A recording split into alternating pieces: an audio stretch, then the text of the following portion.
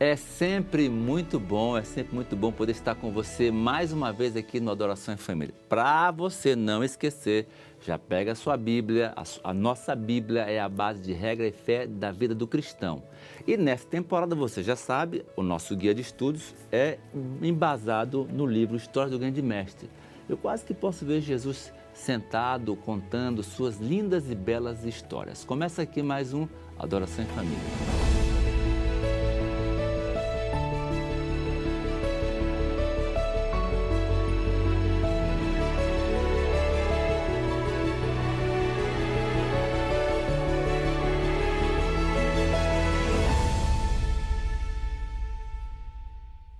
O tema de hoje vamos tratar sobre a sabedoria para investir no lugar certo. E para começar, para ter essa sabedoria mesmo, Pastor Wesley, você pode orar para a gente, para que Deus nos dê sabedoria, porque isso aqui é fundamental para a nossa vida. Ora conosco. Oremos.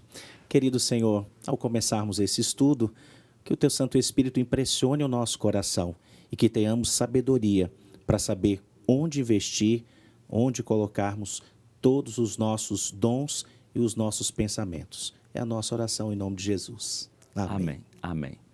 Pastor Lucas, olha, a sabedoria para investir no lugar certo. Estou curioso para saber que texto você escolheu para a gente dar introdução no nosso tema de hoje. Ok, você que está em casa, que tem sua Bíblia, por favor, nos acompanhe agora em Lucas capítulo 18 e versículo de número 11. Diz assim: O fariseu, posto em pé, orava de si para si mesmo, dessa forma: Ó Deus, graças te dou, porque não sou como os demais homens, roubadores, injustos e adúlteros, nem ainda como este publicano. É interessante nós encontrarmos aqui que o fariseu, ele está orando, ele está falando com Deus. Mas quando Lucas descreve essa oração, ele está dizendo, ora, embora ele esteja usando o nome de Deus, o foco central da sua oração é ele mesmo. É seu desempenho, é sua performance, são suas qualidades. Eu quero dizer uma coisa, nossas orações ficam vazias quando o centro são os nossos acertos, quando o centro são as nossas qualidades que sobressaem mais do que a ação de Deus em nossa vida. Pastor, muito obrigado. E para você começar a refletir sobre esse tema, hoje em dia me parece muito com o tempo que Jesus viveu também, em alguns aspectos. Não é como focado em si mesmo, o secularismo. Pastor, como é que o crente tem vivido hoje? Diga, você que é pastor de igreja, não é para todo mundo. Como é que o crente tem vivido hoje? Onde a gente de verdade, no dia a dia, está colocando o nosso tesouro e o nosso foco? Onde? Pastor Wallace, por incrível que pareça, a história vai se repetindo. O que a gente acaba percebendo é que as pessoas estão pensando muito mais nesse mundo do que nas coisas eternas. Então, apesar de um tempo tão longo, que nos separa da história hoje base, as condições humanas continuam mesmo, pensando em si mesmos e achando que a vida se resume somente no tempo que estamos vivendo. Pastor Lucas, Deus nos presenteia com muitas dádivas, né? Que dádivas são essas? E para que Deus dá tanta coisa para a gente? Que dádivas Deus nos dá? Deus nos dá talentos. Talentos. Deus nos dá o tempo. Deus nos dá oportunidades. E tudo isso que nós temos, que Deus nos presenteia, deve ser recebido com muita gratidão e deve ser usado com muito zelo. Agora, toda a motivação das nossas ações sempre deve ser procurar a glória de Deus. Eu me lembro que na semana passada nós tivemos Conta para nós, pastor, conta para nós. Um seminário muito importante com o pastor Emilson dos Reis. E é um homem experiente, de mais de 40 anos de obra, se jubilou recentemente. Eu fiquei assim impressionado, tá? Eu fiquei impressionado, amigo, com o que ele disse. Antes do seminário, ele falou o seguinte: eu quero que aquilo que eu vou apresentar tenha pelo menos duas características. A primeira delas, que a igreja seja edificada. E a segunda delas é que seja feito para a glória de Deus. Nós temos que ter a glória de Deus como vetor, de todas as nossas motivações, o propósito de todas as nossas ações. O fariseu ele não tinha isso. A motivação, até mesmo na igreja, quando nós somos o centro, é um problema. Alguma coisa está errada, né? Agora, pastor Wesley, tá aí de novo as minhas perguntas de US$ 1 milhão. Tem lá o pai, a mãe ouvindo, tem um avô que está cuidando dos filhos, quem sabe uma senhora sozinha, né, lutando com a sua família. Como é que ela faz? O que ele pode fazer para que os filhos na educação possam ter esse foco de colocar seus talentos, habilidades, aptidões no lugar certo? O que fazer? Pastor, aquilo que nós plantamos, nós vamos colher. Uhum.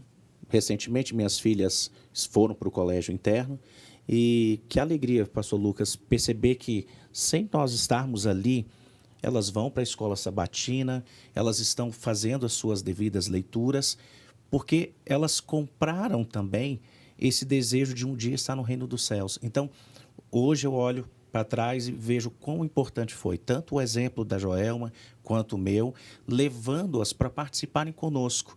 Tanto que a obra, elas têm assim uma coisa no coração, não pertence somente à minha pessoa, não somente à mãe, mas é da família. Então, o exemplo familiar, aliado com essas ações práticas do dia a dia, vão fazer dos nossos jovens, dos nossos filhos, pessoas muito bem preparadas para enfrentar esse mundo e também se prepararem para a eternidade. Uhum. Agora, interessante, né, que tudo isso requer sacrifício, porque a nossa natureza, normalmente, ela vai puxar de pegar o meu dinheiro, o meu recurso, o meu tesouro, o meu talento, o meu tempo para usar para mim. Né? E, de uma certa forma, Deus exige, pede de nós sacrifício. O sacrifício do eu, como disse o pastor Lucas, para colocar aquilo em consonância com o coração de Deus. Eu fiquei tão impressionado quando falou isso, que todo esse foco é para colocar o meu coração em consonância com o coração de Deus. Pastor Lucas, pensa você no céu. E alguém chega para você e diz, Lucas, rapaz, aquele sacrifício que você fez com tal situação me trouxe até aqui. Qual será o sentimento que você sentirá nesse dia, Lucas? Sem dúvida nenhuma, pastor, gratidão, né? Como pastores, nós temos às vezes algumas experiências assim bem especiais, né? Há pessoas que nos encontram depois de alguns anos e dizem assim, pastor, foi o senhor que me casou, e graças a Deus hoje nós temos aqui os filhos. Pastor, foi o senhor que me batizou, e depois daquele batismo eu frequentei muito a igreja, depois fundamos uma igreja. E a gente conhece tanta gente, e às vezes não dá para registrar o nome de todas as pessoas e todas as experiências. Se a gente tem essa surpresa aqui na terra, imagine como vai ser no céu. E se a gente tem essa surpresa e o nosso coração fica carregado de gratidão, imagine o que vai acontecer lá. Então, o que eu quero dizer para você que está agora nos assistindo, que vale a pena abrir mão da sua vontade para glorificar a Deus. Vale a pena você pensar mais nos outros, seguindo o exemplo de Cristo, né? Que Colossenses diz, ele se esvaziou por nossa causa. Essa diferença que Cristo fez em nossa vida, nós precisamos fazer na vida dos outros, mas para isso é necessária atitude. Assim como ele se entregou ao serviço do Pai, nós precisamos também nos entregar ao serviço dele. Amém. Coisa fantástica, né? Mas você diz assim, pastor, mas eu não estou vivendo isso. Eu não estou vivendo... Você pode dizer, pastor, eu nem sabia disso, eu não estou vivendo isso. Pastor Wesley, aí o publicano foi lá orar também. E como foi que ele fez a oração quando ele percebeu, quando ele sentiu que ele não era aquilo que Deus esperava que ele fosse?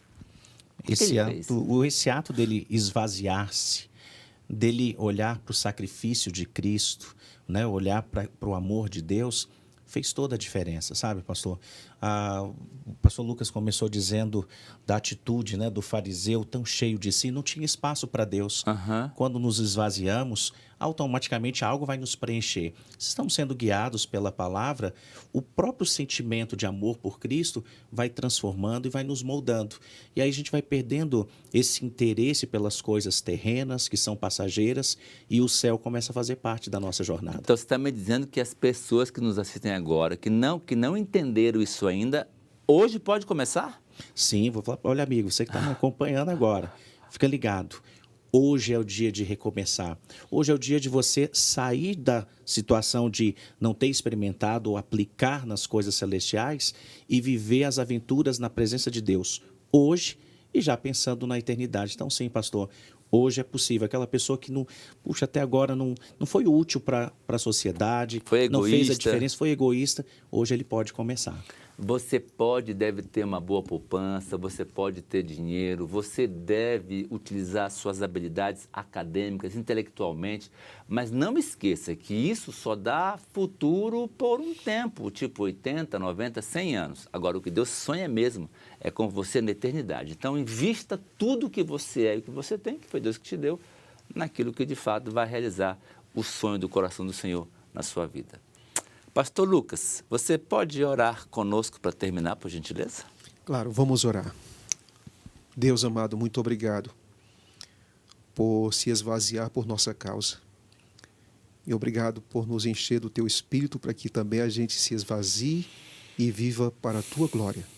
Amém. Peço, bom Deus, que a nossa vida aponte sempre para Cristo e que tudo o que nós somos e tudo o que nós faremos ou estamos fazendo possa sempre glorificar o teu nome. Amém. Nós oramos em nome de Jesus. Amém. Amém.